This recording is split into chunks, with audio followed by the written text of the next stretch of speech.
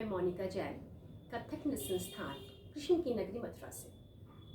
मैंने कथक नृत्य की शिक्षा अपने गुरु श्री के.एस. जी से ली, जो कि मेरे दादा ससुर भी थे। उन्होंने हमें कथक नृत्य की शिक्षा दी और उन्होंने एक बात को भी बढ़ाने पे जोर दिया कि कथक जो है एक शारीरिक विषय है। जो भी डांस है लोग प्रैक्टिकली करते हैं बॉडी से, लैंग्वेज से, बट इसके लिए थोड़ी सी थियोरेटिकल नॉलेज होना बहुत ज़रूरी है। जैसे कि हमें आँखों का संचालन कैसे करना है, ग्रीवा का संचालन कैसे करना है, हस्त मुद्राएं कैसे बनानी है, इन सब विषयों पर भी विद्यार्थी का ध्यान केंद्रित होना बहुत जरूरी है। मैं अपने गुरु सदा ही पूजनीय मानती हूँ। वे हमारे लिए सदा पूजनीय हैं और रहेंगे। उन्हीं के विचारों को आगे बढ़ाते हुए आज हम शुरुआत करते हैं अपने एक नए चैप्टर की, जिसका की विषय है दृष्टि भेद। दृष्टि यानी कि आँखें। आँखों का हमारे जीवन में बहुत ही महत्वपूर्ण योगदान है। जैसे कि हमारे जीवन में आँखें बहुत जरूरी हैं, उसी प्रकार नृत्य के इस क्षेत्र में आँखों का विशेष योगदान है।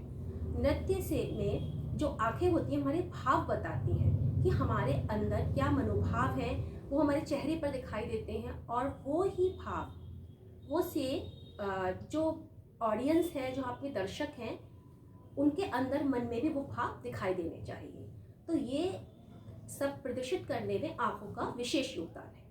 तो आँखों की दृष्टि भेद को आगे बढ़ाते हुए हम सबसे पहले बताते हैं कि आँखों के 8 भेद हैं। सबसे पहला भेद है समदृष्टि। समदृष्टि यानी कि आँखों के सामने, हमें आँखों से सामने की ओर देखना है, ऊपर नीचे दाएं बाएं नहीं, सामने की ओर। तो इस भाव को हम कब दिखाएंगे?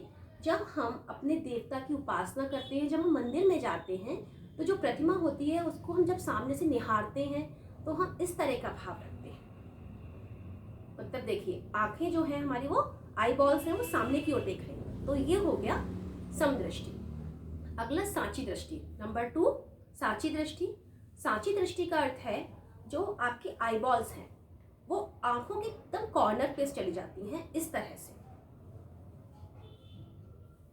आप इसका एक उदाहरण ले सकते हैं, जैसे कि विद्यार्थी कुछ चीज याद करता है। जब आप स्कूल में होते हैं, टीचर्स को कुछ क्वेश्चन सुनाते हैं, आंसरिंग करते हैं, तो आप इस तरह से देखते हैं। तो याद करने का भाव जब हम दिखा रहे हैं, तो हम कौन सी दृष्टि यूज कर रहे हैं? हम यूज कर रहे हैं सांची दृष्टि। इसके बाद है आलोकित दृष्टि। आलोकित दृष्टि क्या होती है? आंखें जो हैं, आपकी आंखें वो पूरा राउंड में घूम रही है, फेस के चारों तरफ, इस तरह से। तो ये भाव हम कब दिखाएंगे? जब हम कुम्हार का चाक चलाते हुए दिखाते हैं, इस तरह से, तो हम आलोकित दृष्टि का यूज करते हैं। अगला है प्रलोकित दृष्टि। प्रलोकित दृष्टि का भाव हम कब दिखाते हैं?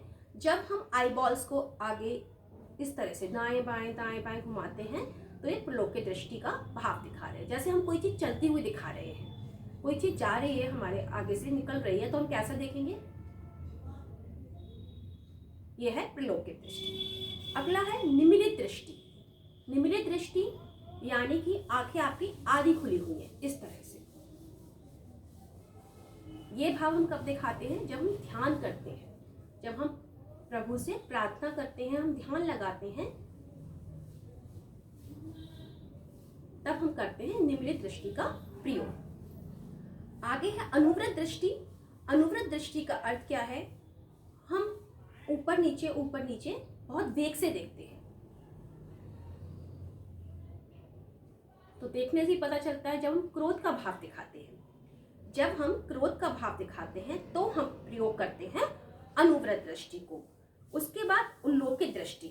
उल्लोकित दृष्टि में क्या है? जब हम ऊपर की ओर देखते हैं, जैसे कि हम चंद्रमा को देख रहे हैं, आसमान में कोई चीज देख रहे हैं,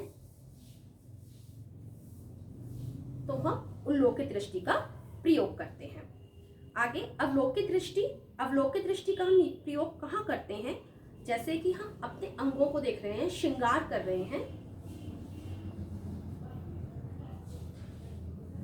तो हमने कौन सी दृष्टि यूज की? अवलोकित दृष्टि। तो ये 8 प्रकार की दृष्टि बताई गई हैं। पहली समदृष्टि, दूसरी सांची दृष्टि, तीसरी अवलोकित दृष्टि, लोकित दृष्टि, निमीलित दृष्टि, अनुव्रत दृष्टि, उल्लोकित दृष्टि और अवलोकित दृष्टि। तो इसी के साथ हम ये अध्याय समाप्त करते हैं। फिर हम अगले अध्याय में मिलेंगे एक नए चैप्टर के साथ। तब तक के लिए धन्यवाद।